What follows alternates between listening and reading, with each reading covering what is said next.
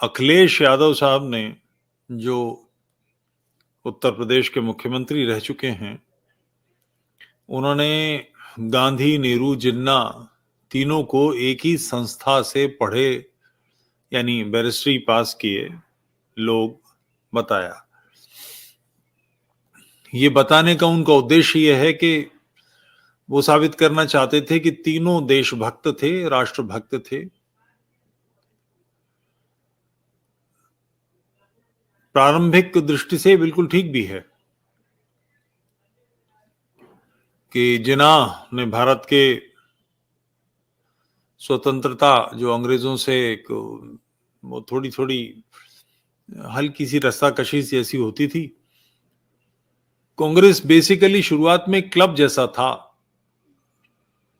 जिसमें अंग्रेजों के समर्थक, राय बहादुर राय साहब, रजवाड़े, जमींदार, राजा लोग, ये सब हुआ करते थे। अंग्रेज अफसर थे। एओ ह्यूम पहला कलेक्टर था जिसने ये बनाया था। कांग्रेस एक क्लब ही था। उसमें रहकर छोटी मोटी बातें कि हमको ये सुविधा दे दीजिए, हमको वो सुविधा दे दीजिए, इस तरह की बातें होती थी। उस संस्था का एक कारकुन थे। ये तीनों के तीनों ही, बिल्कुल ठीक बात है। और इस तरह की बातें अलीगढ़ यूनिवर्सिटी में भी की जाती हैं।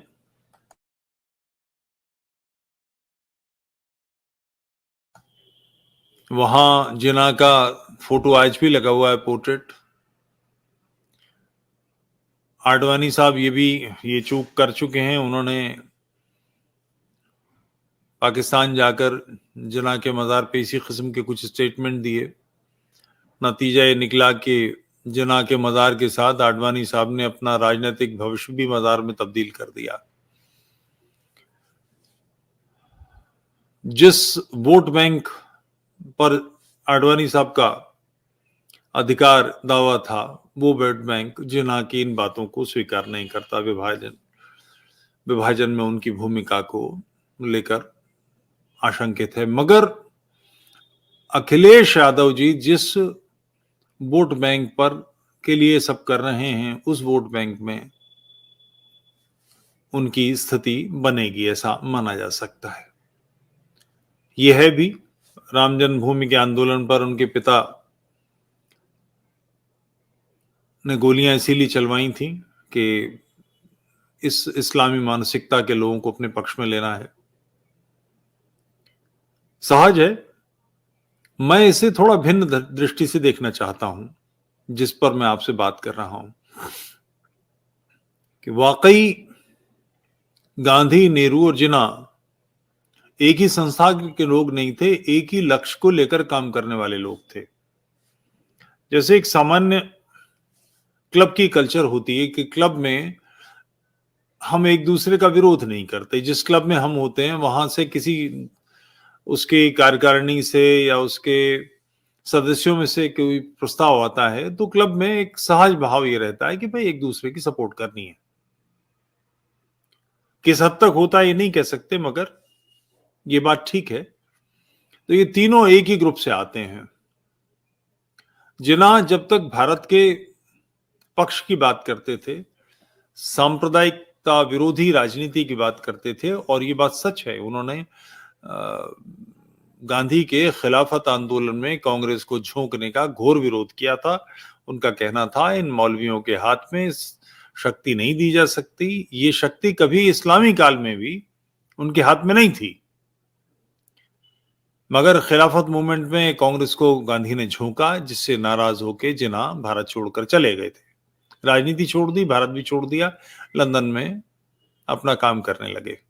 वहां लोगों ने इन्हें समझाया कि तुम्हारी समाई इस तरह से नहीं है, राजनीति में तुम्हारी कोई समाई नहीं है। जब तक कि इस्लामी चिंतन, जब तक कि भारत के विभाजन की बात नहीं करेंगे, बात नहीं बनने वाली। यानी विभाजन की मानसिकता ने जिन्ना को नेता बनाया, जिन्ना ने विभाजन की मानसिकता नहीं बनाई। कुछ लोग इस तरह की बातें करते हैं कि भारत का विभाजन जिन्ना ने कराया। ये बात सिरे से गलत है। भारत का विभाजन इस्लाम ने कराया। जिन्ना को राजनीतिक शक्ति, जिन्ना को समर्थन सारा इस्लाम से मिला है। जिन्ना तो उस लहर पर सवार किए गए थे, मगर इस काम को करने में नेहरू गांधी का क्या था, उनकी मानसिकता क्या थी। विभाजन की जो विभीषिका थी, जिसमें 40-45 लाख लोग मारे गए, करोड़ों विस्थापित हुए, पूज्य मातृभूमि के दोनों हाथ काट दिए गए, भयंकर, ऐसी इतिहास में, मानव इतिहास में ऐसी विभीषिका, ऐसी हत्यारी आंधी कभी नहीं चली। इतना भयानक हाल कहीं नहीं हुआ। विश्व युद्धों में भी ऐसी भयानक स्थिति नहीं बनी। सैनिक लड़ रहे थे विश्व युद्ध में भी, यहां तो एक आम आदमी मारा गया। इतनी भयानक स्थिति आई। ये सब कुछ जो हुआ वो इस्लाम के कारण हुआ। इस विभाजन के लिए अंग्रेजों को लोग जिम्मेदार ठहराते हैं, जो सिरे से गलत बात है। वायसराय ने बिल्कुल स्पष्ट, दो ही राजनीतिक दल उस समय प्रमुख थे जिनके पास सीटें थीं, जो सत्ता में थे, कांग्रेस और मुस्लिम लीग, की आप अपनी जो आपकी केंद्रीय वर्किंग कमेटी है उससे इस विभाजन का प्रस्ताव पारित करा के दीजिए। मुस्लिम लीग ने कर ही दिया। कांग्रेस वर्किंग कमेटी में जब देश विभाजन का प्रस्ताव आया, ध्यान रहे नेहरू गांधी दोनों मौजूद थे उसमें। ऐसा नहीं कि गांधी बाद में, गांधी वहीं मौजूद थे, और ये प्रस्ताव गिर गया। गांधी ने फिर अनबन तर्क दिए, बागडोर संभाली और लोगों को मौन कराया। ये पूरी पीढ़ी जितने मौजूद थे सारे के सारे चांडाल हैं, सब जिम्मेदार हैं, मगर मूल जो प्रक्रिया में ताबूत में कील ठोकी, भारत माता के भुजाएं काटने का जो अंतिम प्रहार किया, वो गांधी और नेहरू ने किया। तो ये जिन्ना को जो बात कह रहे हैं अखिलेश यादव साहब, कि जिन्ना गांधी और नेहरू एक ही जगह के छात्र थे, वो बिल्कुल ठीक कह रहे हैं, और वो एक ही क्लब के थे, एक ही दृष्टिकोण के थे। पूज्य मातृभूमि के विभाजन में तीनों की बराबरी से जिम्मेदारी है। गांधी ने उल्टे सीधे शुरू में बयान दिए कि विभाजन मेरी लाश पर होगा, फलाना ढमाका, ये सारी बातें कही, मगर जब विभाजन का क्षण आया, उसकी स्वीकृति या अस्वीकृति का अंतिम क्षण आया, तो गांधी भारत विभाजन के पक्ष में खड़ा हुआ था। अहिंसा के बूते भारत चुनौती मिल रही थी। डायरेक्ट एक्शन 1946 में हुआ था, विभाजन से एक वर्ष पहले। गांधी ने हिंदुओं को अहिंसा के भुलावे में रखा। कोई सपोर्ट, कोई तैयारी, कोई विरोध की का आह्वान, पौरुष का आह्वान कुछ नहीं किया, बल्कि उल्टा ये सब करते रहे कि शांत रहो, अहिंसक, फलाना ढमाका, भूख हड़ताल, ये सारे काम हुए। विभाजन के बाद भी जो पाकिस्तान से बचकर कटे फिटे, मरे हुए, आहत लोग, संबंधियों को खोकर आ रहे थे, उनसे भी गांधी ने इस तरह की बातें कही कि आने की आवश्यकता नहीं, वहीं मर जाओ, अहिंसक रहकर मर जाओ, अहिंसा की बलिवेदी पर अपनी बलि चढ़ा दो।